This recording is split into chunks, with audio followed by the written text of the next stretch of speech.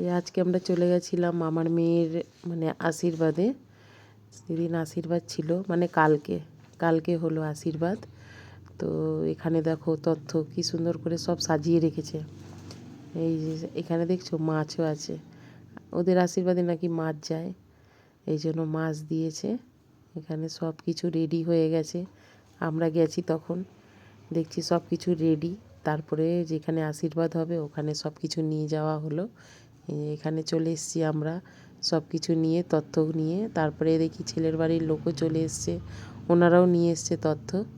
এই যে এখানে মেয়ের জন্য সব জিনিস, এখানে ওনারা দেখো কি সুন্দর মাছটাকে সাজিয়ে নিয়ে এসেছিলো। এখানে গায়ে হলুদের শাড়ি, মাছ, সাজাগোজার জিনিস অনেক কিছু ছিল এখানটায়।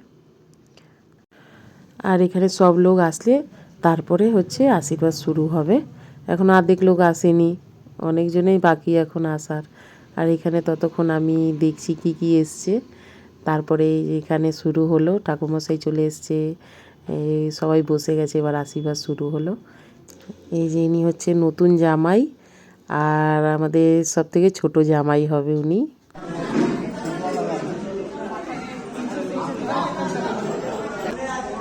হ্যাঁ,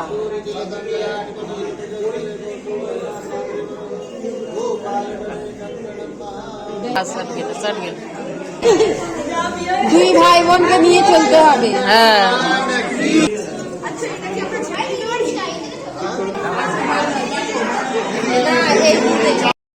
এইটা হচ্ছে আমার বাবা আশীর্বাদ করছে জামাইকে।